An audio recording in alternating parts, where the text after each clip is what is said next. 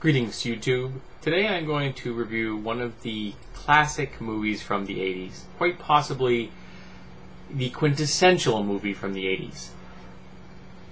Roadhouse, starring Patrick Swayze. Mike Nelson of Mystery Science Theater 3000 fame says that, in his opinion, Roadhouse is the absolute cheesiest film that has ever been made.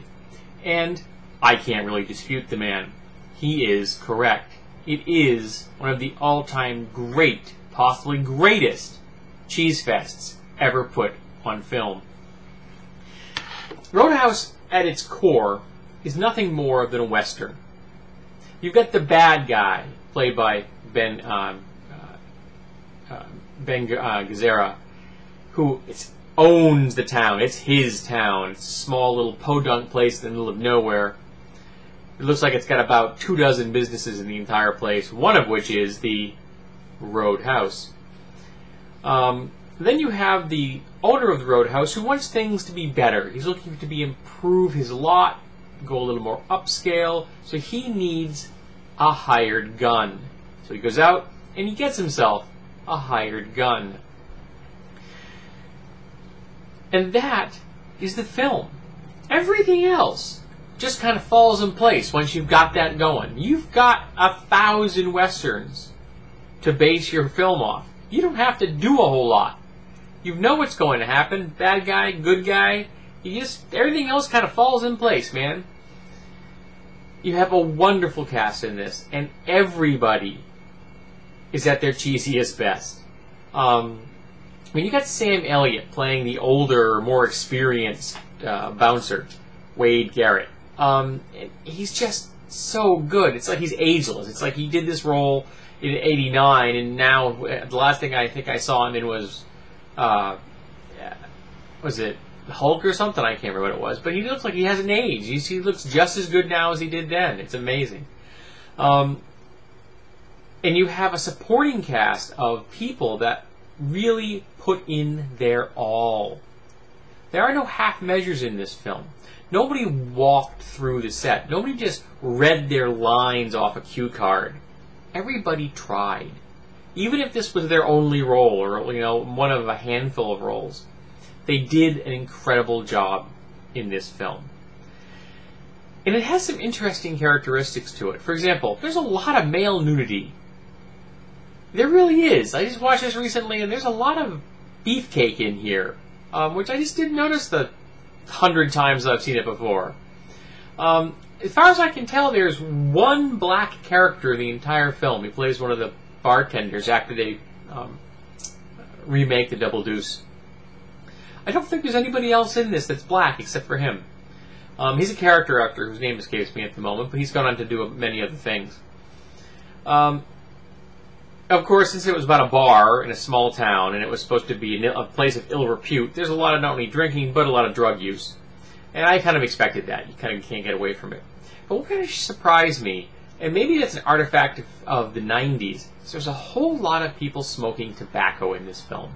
It's just everywhere, which kind of makes me sad because I'm militantly anti-tobacco, but in particular because tobacco is what gave Patrick Swayze cancer and eventually killed him at a much too young age. He was a great actor. I really enjoyed him. He was never necessarily going to win an Oscar or anything, but he did a really good job with the roles he had, and I always enjoyed him on screen. And I'm sad he's gone. Now, the reason I picked up this up, I actually didn't own it on DVD until quite recently, was that there's a commentary track in here. Not a big shock. There's actually 2 commentary tracks. And I didn't listen to the commentary track of the director. I could have, but I didn't.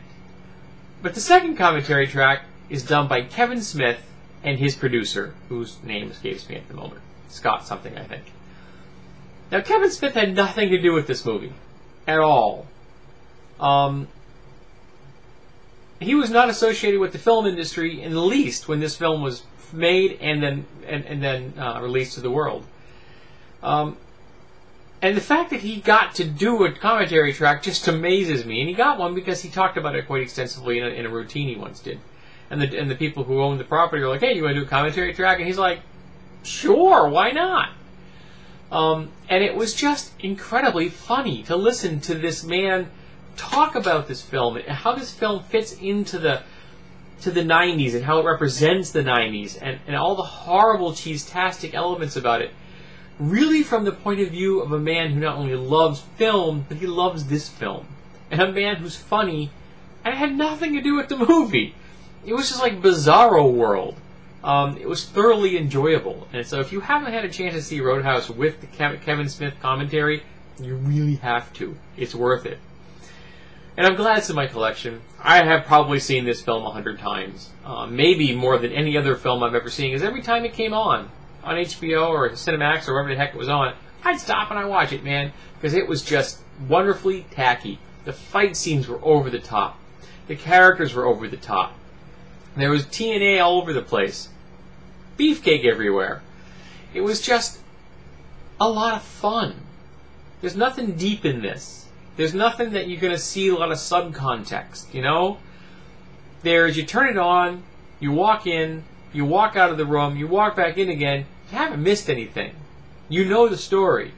And there's a really nice stripper scene, played by a woman that actually made far more of a name for herself playing a stunt woman, which I didn't realize. I thought that was kind of strange. She decided that she really didn't want to be seen as a blonde bombshell. She wanted to go out there and do martial arts and do stunt work, which is cool. A lot harder to do than a lot of the things that a lot of actors do, because you're much more likely to get yourself killed. But, you know, actually have to train in martial arts. It's not an easy task. So, this is a wonderful film. It's cheesy. It's tacky. It may be the quintessential 80s movie made right at the end of that decade. And it's got so many quotable lines. You know? It's always remembered. You know? You be nice until it's time to not be nice.